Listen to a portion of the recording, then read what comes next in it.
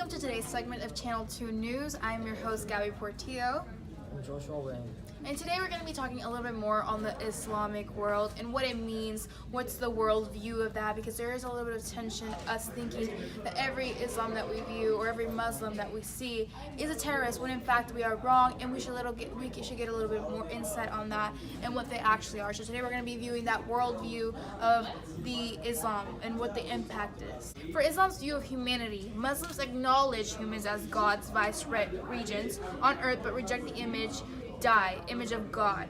Muslims see humans as slaves of God, so not his son and daughters. So they say that we are here to do everything that God tells us to, and that we are under his rule. He doesn't view us as a loving person who is just trying to guide us through life. So Muslims believe that every human being born in Muslim is in state of submission to Allah. So you don't have a choice. You have to be submitted to Allah. It's the only thing that can go. From very young ages, we are led to astray to worship false gods or to deny God altogether. Because the world was created to submission to Allah, and every human being is born a Muslim, to refuse to become a Muslim is rebellion against Allah.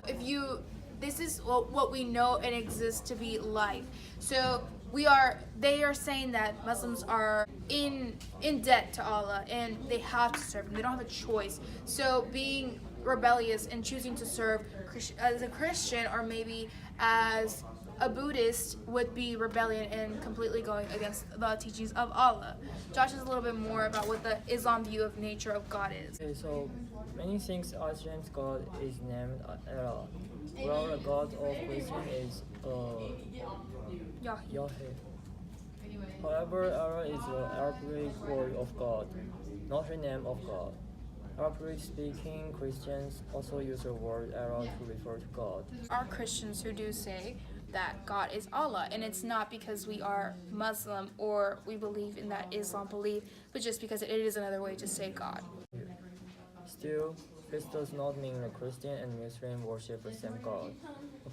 According to Islam, God is internal and self-existent. God is viewed sovereign over humans and history. Like Christians, Muslims ponder how God can be all-powerful while allowing humans to have a will and exercise responsibility. Aside from Sufis. However, Muslims traditionally view God as utterly transcendent. He relates to people only through the prophets and authoritative teachings. Unlike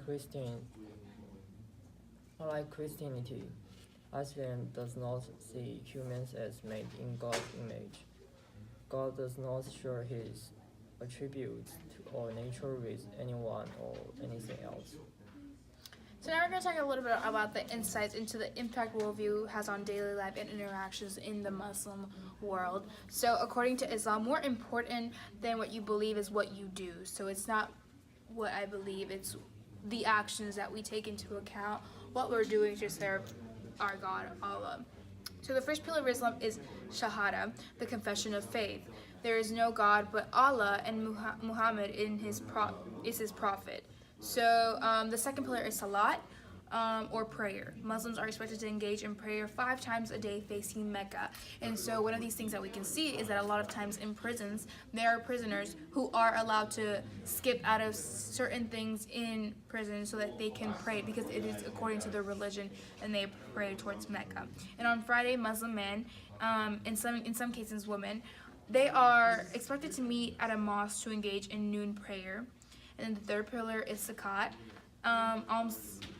which is almsgiving, and Muslims are expected to give 2.5% of their annual capital to the poor, either directly or through Muslim charitable organizations. So this could be kind of like our tithing. Instead, they serve to charity and they give back 2.5% of their annual income, basically. The fourth pillar is Sawam, fasting during Ramadan. This involves refraining from food, smoking, and sexual relations during daylight hours, though these may be enjoyed after sundown. So during the day, they will follow a specific diet that the Quran gives them, and that is what they will do for fasting. The The fifth pillar is a pilgrimage called the Hajj. All Muslims are expected to make a pilgrimage to Mecca at least once in their lifetimes if their finances and health permit.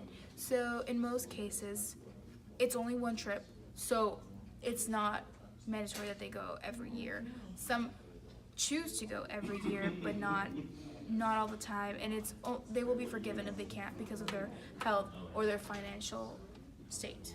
Christianity shares similarities with Islam, such as monasticism and reading from a holy book, but also have differences such as we believe in Jesus as a Son of God, but Islam is in Jesus is a prophet of God.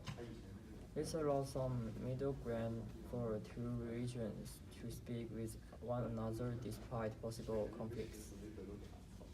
So we can predict that for the most part, Christians and Islams, while they do believe almost the same thing, those differences do cause for them to have a little bit of clashing when it comes to certain things, and because Islamic belief is a little bit more strict, they tend to not be so lenient to how Christians live their life, and so that is why their interactions are not always going to be such harmony or such compatibility, and